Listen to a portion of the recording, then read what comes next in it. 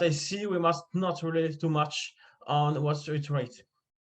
Et nous allons continuer avec Damaris Rose et Xavier Leloup.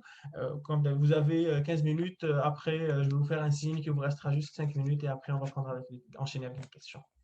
Ça va être à vous.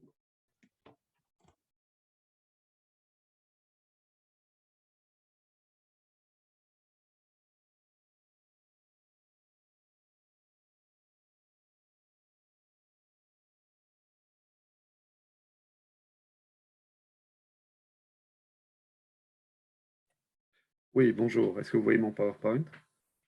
Oui, parfait. Merci.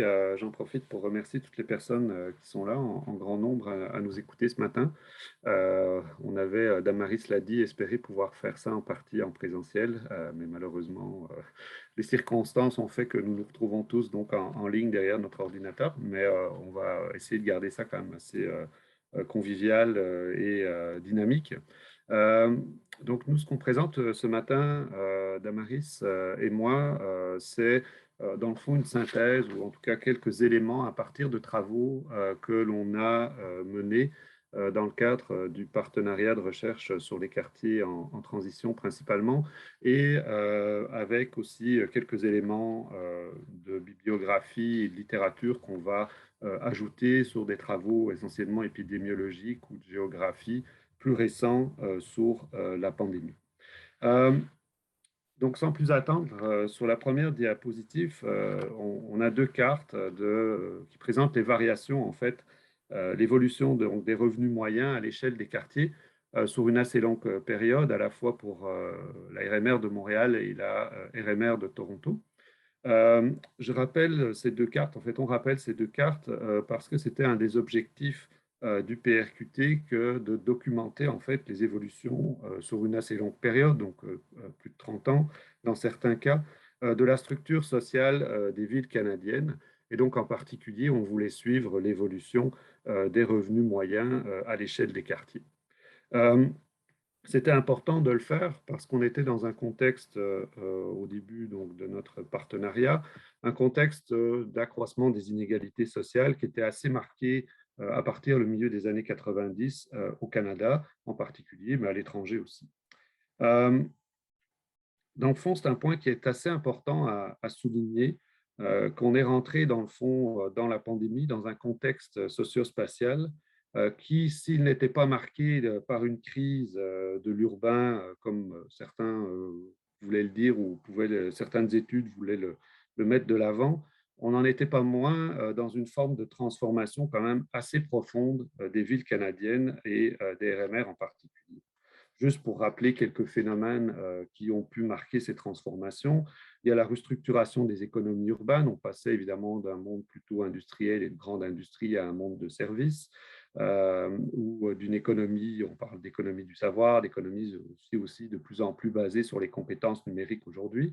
Il y a aussi la présence et l'arrivée d'une immigration internationale qui était en augmentation, une poussée de la gentrification, une recomposition aussi des banlieues, il ne faut pas l'oublier, avec à la fois l'émergence de zones de précarité dans les banlieues anciennes, vieillissantes, mais aussi la création ou la construction de nouvelles banlieues plus éloignées en fait pour les classes moyennes et parfois pour les classes moyennes supérieures. Et finalement, c'est aussi un point parfois qu'on oubliait un peu dans les travaux, c'est l'enrichissement en fait continu des quartiers dits bourgeois qu'on retrouve à la fois dans les espaces centraux ou dans les espaces périphériques. Et donc, premier point qu'on voulait mettre de l'avant, c'est qu'il ne faut pas oublier que donc, au moment où la pandémie s'est déclarée ou a frappé, il y avait quand même un bouleversement de la structure socio-spatiale, aussi avec des modèles, ça il faut le reconnaître, hein, entre les deux cartes que vous voyez là, il y a évidemment, on pourrait dire, des modèles ou des patrons spatiaux qui vont être diversifiés d'une ville à l'autre.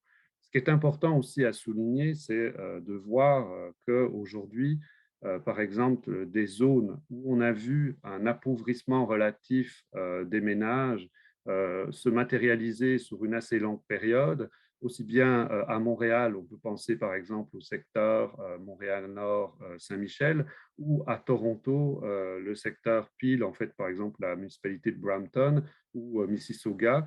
Ce sont zones, ce sont des zones qui ont aussi été plus durement frappées, dans le fond, par la COVID-19, avec entre autres des taux de contamination et des nombres de cas plus élevés. Parmi toutes les raisons qu'on peut avancer pour ces transformations socio-spatiales des villes, on voulait insister ce matin sur leur structure d'emploi. Et je pense que c'est un facteur qui est important, puisque comme je viens de le dire, on a vu une augmentation des services et une augmentation des services dans la structure d'emploi, mais des services de différentes natures. Évidemment, on peut penser à des services qui sont très qualifiés, comme l'industrie du conseil, l'ingénierie, etc., ou les banques et assurances, mais aussi on a des services qui sont nettement moins qualifiés, comme l'aide à la personne, la manutention et la logistique, la vente et le commerce. Et aussi, il faut le noter, il y a des secteurs où la structure d'emploi avec des services qui sont très qualifiés, avec des emplois qui sont très qualifiés et d'autre part des emplois qui le sont beaucoup moins. On peut évidemment penser au secteur très très large de santé et services sociaux. Aussi, ce qui est important, c'est que dans, je dirais, cette transformation, il y a un thème qui a dominé et qu'il faut aussi, on pense, prendre en compte aujourd'hui dans nos analyses de la pandémie. C'est qu'on est assisté à l'émergence d'un régime post-fordiste de l'emploi, avec une baisse quand même relative des protections sociales et des avantages sociaux, une baisse aussi relative des revenus réels des ménages, ce qui a conduit à une polarisation accrue et une inégalité accrue entre les quartiers à l'échelle des villes. C'est ce qu'on voit dans les deux graphiques qui reprennent un indice d'inégalité et un indice de polarisation à l'échelle des quartiers pour les 4 plus grandes RMR du pays. Ça se faisait aussi dans un contexte où on avait une augmentation donc, des inégalités de revenus, comme je viens de dire, et où l'État aussi va modifier son rôle, puisqu'elle va beaucoup se désengager, l'État va beaucoup se désengager de plusieurs programmes sociaux, politiques sociales. Il va faire aussi à l'appel au privé de manière croissante pour remplir certaines missions. Et enfin aussi, va déréguler certains marchés. On peut penser à l'immobilier, le travail ou les services bancaires. Donc, au niveau urbain, on le sait, ce nouveau régime va se traduire par les plus fortes inégalités, une plus grande polarisation entre les revenus des différents quartiers et des ménages qui se retrouvent entre ces différents quartiers. Et donc, peut-être le point qu'on voulait mettre de l'avant, c'est l'émergence d'une catégorie accrue au niveau des emplois précaires. Donc, de plus en plus de travailleurs vont se retrouver avec des emplois qu'on va qualifier de précaires, qui se caractérisent par une faiblesse de revenus, souvent un caractère temporaire aussi, ou des horaires qui sont incomplets ou atypiques, l'absence aussi de bénéfices et d'avantages sociaux.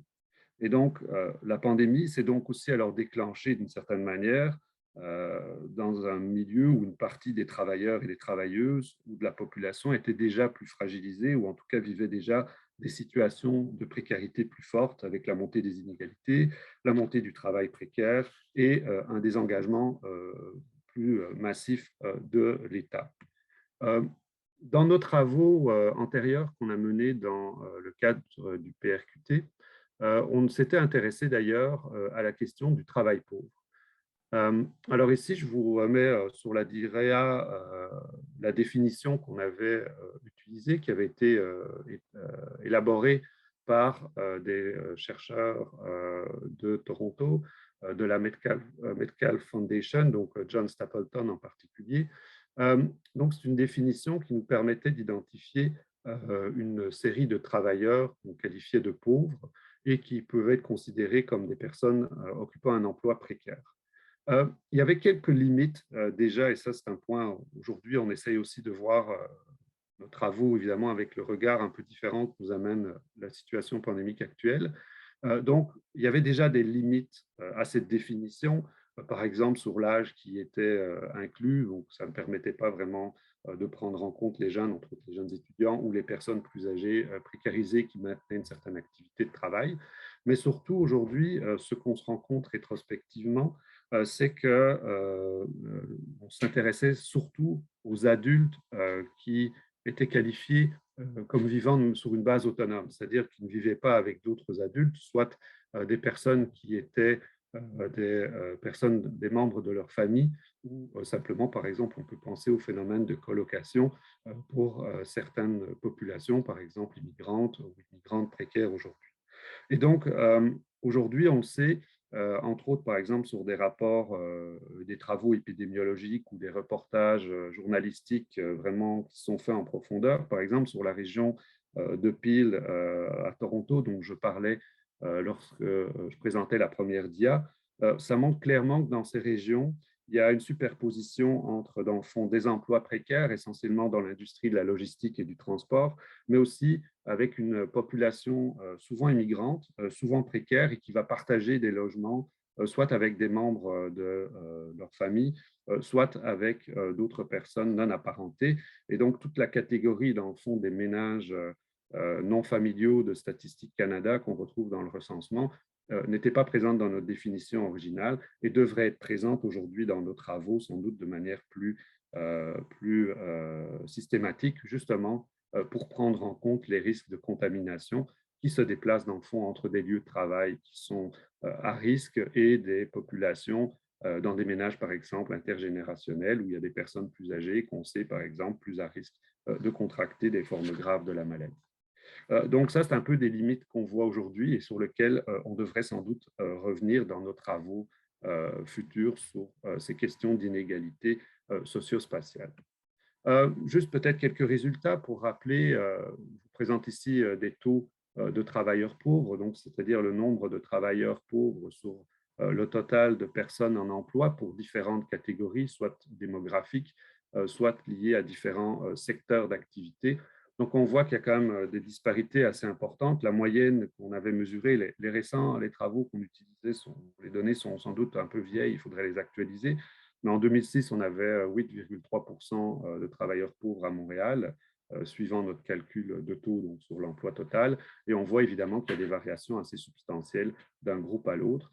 Je soulignerai par exemple en particulier la question des immigrants qui étaient beaucoup plus touchés par le travail pauvre, ainsi que les minorités visibles. On voit aussi évidemment que d'un secteur à l'autre, ça peut varier et que le travail aussi à temps partiel impliquait souvent que les travailleurs avaient des revenus insuffisants et se retrouvaient donc comme travailleurs.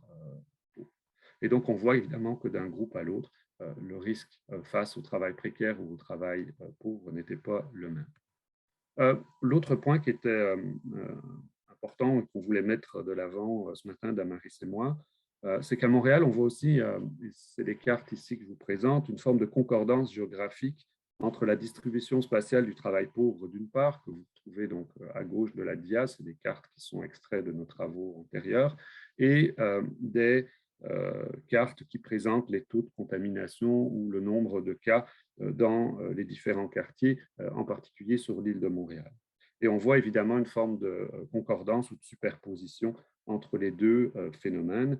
Et donc, on peut faire l'hypothèse qu'évidemment, les quartiers les plus défavorisés de la métropole, où donc des immigrants et des groupes de minorités visibles sont surreprésentés et où sont aussi plus à risque du travail pauvre, se retrouvent majoritairement avec des risques de contamination et de contraction de la maladie, dans le fond, supérieurs. On peut retrouver en fait la même, c'est ça qui est intéressant quand on fait des comparaisons entre villes, c'est qu'on retrouve le même phénomène à Toronto, et en particulier au nouveau dans la région de Peel, Brampton, Mississauga, donc les municipalités au nord-ouest de la grande région métropolitaine de Toronto.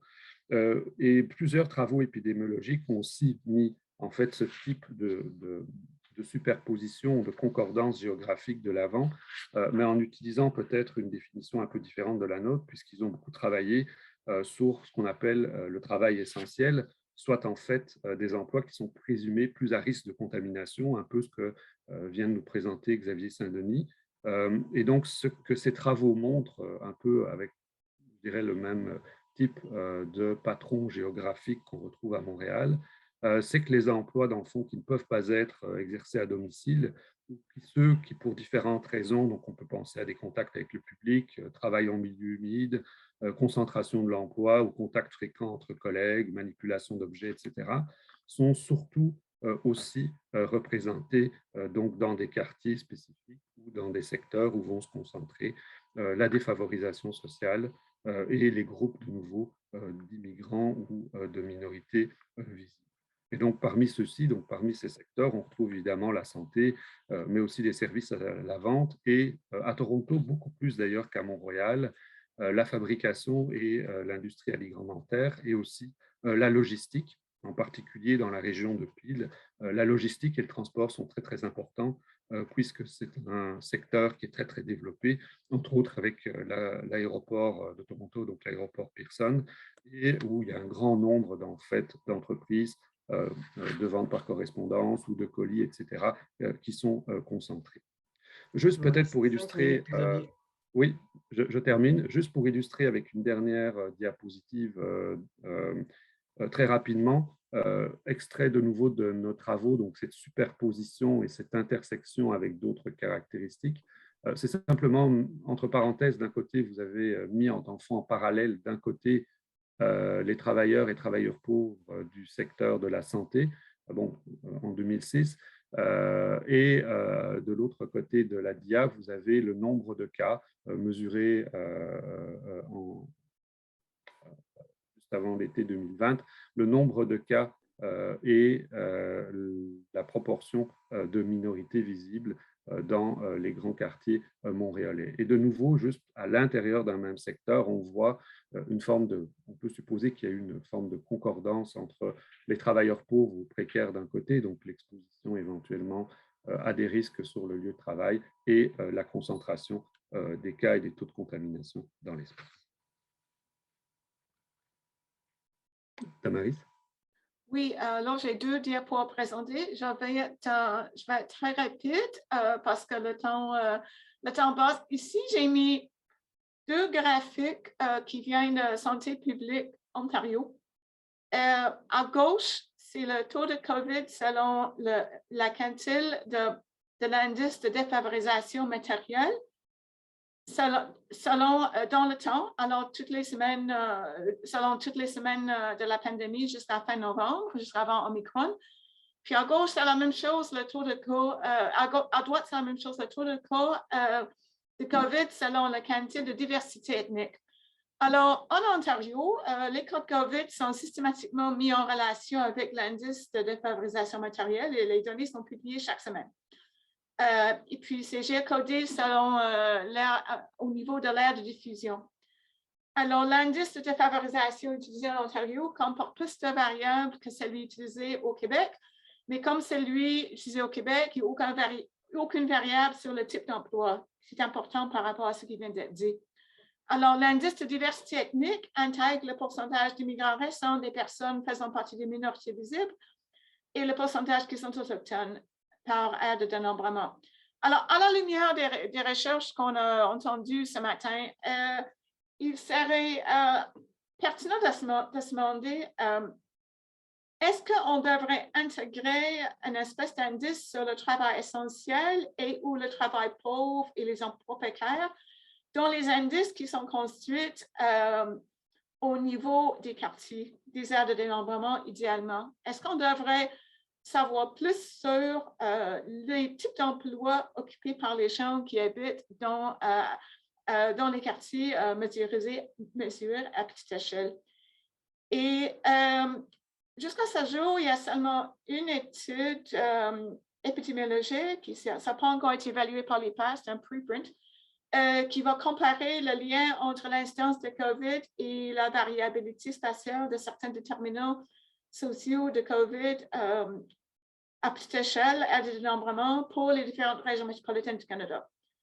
Et selon cette étude, l'importance du travail essentiel dans la variabilité géographique du COVID n'est pas consistante d'une ville à l'autre. L'appartenance ethnique semble être une meilleure prédicteur.